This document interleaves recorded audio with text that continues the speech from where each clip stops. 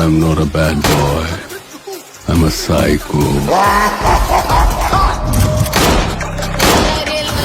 ও ভাই রে ভাই, মালিক রীতিমতো সবাইকে অবাক করে দিয়ে, সবাইকে সবাইকে রড বানিয়ে দিয়ে রীতিমতো যেন ফাঁকে ফুকে চামে উত্তর দক্ষিণে পূর্ব পশ্চিমে এই ঈদে একমাত্র অ্যাকশন সিনেমা হিসেবে হাজির হয়েছে শুভ। জাস্ট ফাটায় দিছে, মিম জাস্ট আগুন লাগাই দিছে। মিশা ভাইয়ের কথা কি বলবো ভাই, জাস্ট চমৎকার হয়ে গেছে।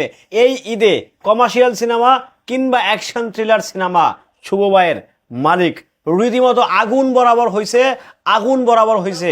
এই ঈদে কমার্শিয়াল সিনেমার টিজার মনে হয় দেখে একটু শান্তি পাইলাম। হ্যালো এভরিওয়ান, আসসালামু আলাইকুম। শিমুল আছি আপনাদের সঙ্গে। মালিক যে সিনেমাতে অভিনয় করেছে শুভ ভাই, বিদ্যা সিনহা মিম, মিশা ভাই থেকে শুরু করে আরও অনেক বেশি সিনেমার আর্টিস্ট, বেসিক্যালি চলচ্চিত্রের আর্টিস্ট, সিনেমাটা নির্মাণ করেছে সাইফ চন্দন। সাইফ চন্দনকে চিনছেন তো, লোকালের নির্মাতা এবং আরও বেশ কিছু সিনেমা নির্মাতা। শাকিব খানের সঙ্গে সিনেমার কাজ হতে গিয়েও হয়নি।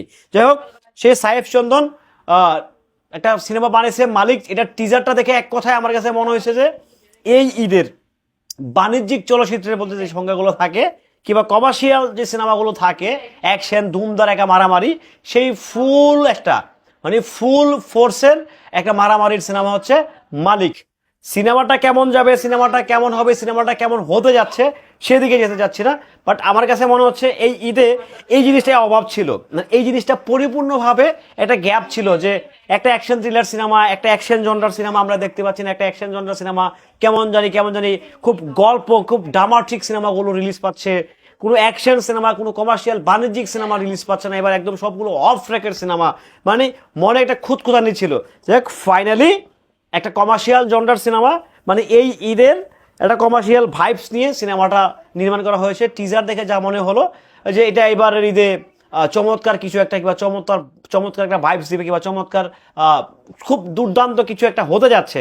আশা রাখছি যে এই মালিক চমৎকার ব্যবসা করবে, চমৎকার লেভেলে।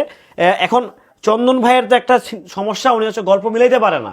আমি অকবরেই বলে দিচ্ছি, উনি বেসিক্যালি গল্প মিলাইতে পারে না। আমি লোকাল দেখেন ওনার প্রত্যেকটা সিনেমা, আব্বাস কিংবা গেম, আমি চন্দন ভাই কিন্তু প্রত্যেকটা আমি হলে গিয়ে দেখি। আমি ওনার ফ্যান, উনি আমার বড় ভাই, আমাকে সম্মান করে, রেসপেক্ট করে ছোট ভাই হিসাবে।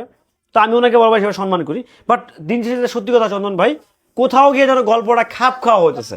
তো আশা রাখতেছি পূর্বের ভুলগুলোকে শুধরিয়ে আপনি আপনার মালিকে চমৎকার কিছু একটা করছেন, দুর্দান্ত লেভেলের দেখার মতো একটা সিনেমা বানিয়েছেন।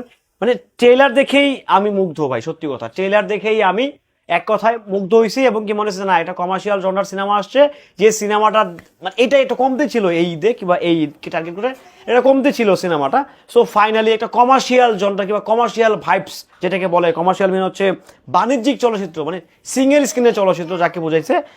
যেটা একটা আইটেম গান থাকবে, একটা ডান্স নাম্বার থাকবে, একটা রোমান্টিক ট্র্যাক থাকবে, একটা অন্য ফক সং থাকবে, সব মিলিয়ে যেটা থাকে বাণিজ্যিক চলচ্চিত্র, এটাই হচ্ছে এই মালিক। আমার কাছে মনে হচ্ছে শাকিব খানের রকস্টার মিলাচ্ছি না, রকস্টারের বাহিরে যে সিনেমাগুলো মুক্তি হচ্ছে, রকস্টার ইজ এ আউটস্ট্যান্ডিং লেভেলের সিনেমা, ওইদিকে যাবো না আমি, রকস্টারের সঙ্গে কাউকে আমি কম্পেয়ার করবো না। সো সব কিছু ঠিকঠাক থাকলে আসন্ন কুরবানিতে রিলিজ পাচ্ছে মালিক। শুভকামনা রইল এই টিমটার প্রতি, শুভকামনা রইল সকলের প্রতি যারা কষ্ট করে সিনেমাটা বানিয়েছেন। অবশ্যই শুভকামনা থাকবে ভালো কিছু করার জন্য। ভালো থাকবেন, সুস্থ থাকবেন।